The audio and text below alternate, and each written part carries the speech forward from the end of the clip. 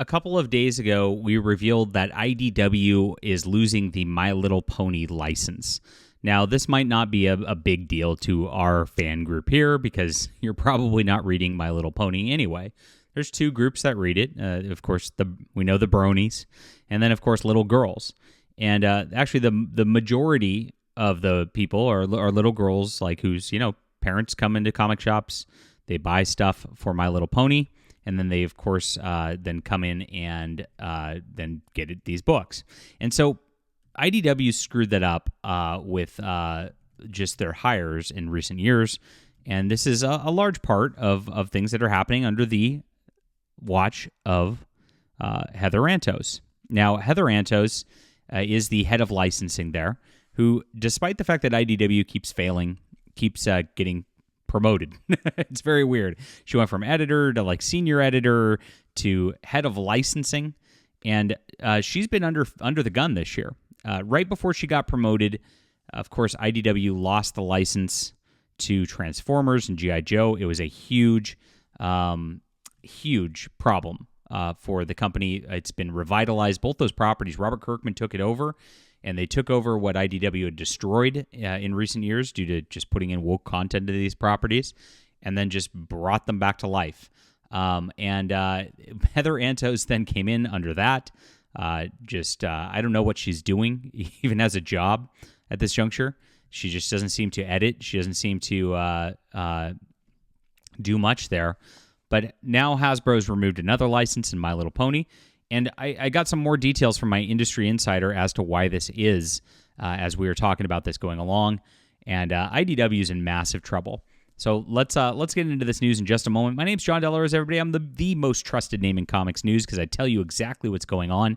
And I've been right 100% of the time in what I'm talking about, which is really interesting. As I've got these wonderful industry insiders who talk to me. I can't reveal who they are because they'll get fired just for talking to me. There's a Whisper network in comics. They're losing their power, and they're lashing out like never before because they're taking so many L's this year. They're very, very scared, and Heather's very, very scared right now because things are not going as they were supposed to.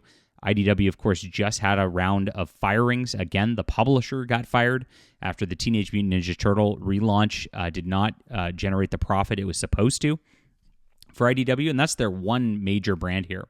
Now, My Little Pony also was pretty profitable. It's one of those sleeper things that just sells and people don't really talk about it. But they screwed that up really badly as well, and we're going to get into this news. So thank you for subscribing here and joining us. Appreciate you. And I'm also a comic creator. I have The Hidden Emperor. This is a wonderful science fiction graphic novel. If you're looking for a replacement for Star Wars, Warhammer 40K, Star Trek, any of the great stuff from the past that these people are just not doing honor towards, this is a wonderful place for you. I've been a longtime science fiction writer. I've won multiple awards, had multiple #1 bestsellers. This is our 12th graphic novel we put out, and we deliver right away. The books are done. We're not like your boy Zach or anything like that. Not going to sit on this for 2-3 years while you forget about it. Ugh, that's a nightmare over there. And Zach, I know you watch my videos. Heather's your fault. You made her. Never forget. But this is a great graphic novel. You'll have a lot of fun with it. It's our bestseller of all time, approaching 36K. Grab this in the description below. Check out my wonderful work. You'll love this. We're the hardest workers in comics, and we're going to be pushing out books even faster now. We've got a beautiful reserve fund that we're generating here. It's all going back towards comic art, all going to be paying some of the most incredible artists in the industry in order to build this universe even more. So thank you guys so much. Yes, back it. Thank you. All right. So they lost the license, and a lot of people were wondering, well, why? Hasbro's not been happy for some time with the treatment of the property, of course. And a lot of it came down to another, your boy Zach, thing that he loves to talk about, T. Franklin. Now, if you didn't know, they hired T. Franklin to write the book a while back. This is her My Little Pony, black, white, and blue. She's selling these signed by her on her website. You can get them for $18 right here. If you want to get some great T. Franklin stuff. Now, the history of T. Franklin's insane. This woman is a race-baiting just activist, and she even says it right here, rabble-rouser. And despite the little flowery, it's a skull thing on her thing to try to make her look cool, She's a massive, massive publicity problem. Writing consultations. Oh my gosh. Look at the grift. Disability character creation consultations. You could pay her $15 or $1,500, and she'll teach you how to make a disabled character, my friends. It's not just putting them in a wheelchair. A 2-hour training session. Oh my gosh. Do people actually do this? This is insane. But T. Franklin is somebody who, let me show you the picture, Franklin. Really only has a job in the industry ever because of race baiting. She doesn't write things very well at all. She's just always out there to race baiting and rabble-rousing and the like. And she's a big, big, big publicity problem for a company like Hasbro, who just wants parents to buy these products for little girls and not have to deal with that. She's also bragged about being a sex worker on her TikTok and more, and clearly has been on drugs multiple times on those videos. Crazy stuff. And so having that associated with a little girl's property, not the best look. But you know what? The virtue signalers under Heather Antos at IDW, they don't care. They just care that, this woman's black, she's proud, she's LGBTQ+. All right, let's put this on a property for little kids. They're all about the grooming situation. Now, if you don't know what Heather's done on the grooming situation, she's actually worked on a groomer anthology, and it was called When I Was Young Comic Anthology, and you can see it right here. It's an LGBTQIA+ charity comic, and this was meant to go to the, quote, Trevor Project, which is a group which is all about grooming underage kids and trying to push them into these lifestyles. Now, Heather did the art for this project, and you can see it's creepy even as it is. It's these adult women or whatever, trans things, touching little kids on the covers here, and who look like they're crying. They're like, get away from me, stop it. But it's all about the agenda. And so you see this whole picture as a whole, who gets hired, who gets into this stuff, and it's very, very obvious what's going on. Now, as I said, Hasbro, not happy with that. They didn't like it. And so they decided to push things out, mainly because of that. They couldn't believe that IDW put this on this property and that this woman was like this. IDW presumably knew about this because this woman's been like this for a long, long time. And they just didn't want to have that relationship anymore. So Heather lost this license very much because of her own woke politics, just destroying the My Little Pony brand and hurting that. Now, if you look at her, she's absolutely ignored this news since Bleeding Cool broke it. She's just talking about her new Star Trek 500 issue.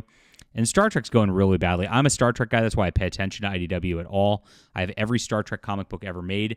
And they're just announcing that they're putting a lore war. This is spinning out of their deal. What they've done is they've created 2 books as a, quote, line that are supposed to take place after, like, the Next Generation and Deep Space Nine and Voyager series are off the air.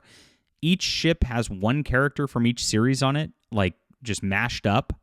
And it's horrible fan fiction. One of them actually had lore on it for a while, and lore was, like, helping them. But there's something sinister about lore happening. So they've been developing this. And what they've been trying to do is push these, quote, event books that tie in both books, just like Marvel and DC do. So they're doing the exact same mistakes that annoy everybody about Marvel and DC comics, where you can't just read a book and just read the story. It has to tie in, and you have to read the other book also in order to get the full story. And they're very, very poorly written. The art's terrible. They've got a weird Vulcan with a shaved head who lectures people on pronouns on it. It's insane. And so this is what's coming. More fan fiction, just terrible. And it just makes you wonder, like, if she's the editor in charge of this stuff, why is she allowing this to happen? Like, obviously, it didn't go well when she just didn't have much oversight and just went for the woke stuff in other books. It's not going well here either. People are just very, very, just tuned out of Star Trek at this point. They almost lost the license to Star Trek earlier this year as well. Paramount was trying to shop it around to go to somebody else because they don't like the treatment of it by IDW either. Haven't learned anything, right? But nobody would take the Star Trek license because Star Trek's in the toilet as a brand too. It's like they're on the Titanic with IDW and they're going to go down with that ship because there's nowhere else for them to jump to at this point. So T. Franklin caused the situation with IDW losing it. The woke people are failing on every level. 2024 is really the year the woke is dying. It's wonderful to watch all this whole time. It's been a lot of fun. And leaves a lot more opportunity for great independents to be out there like ourselves. Check these out, guys. Please grab this book. If you love quality science fiction, this is going to be for you. Action adventure. This packs a punch. It's got real heroism, everything you'd want. I'll send another pitch over to Heather for a Star Trek miniseries. Heather, look, we're selling over here. Why don't you pick us up? What do you think about that? I've seen lots of calls for me to take over the Star Trek comic book writing. I would love to do so, my friends. Make sure to write IDW and let them know. We'll be back soon.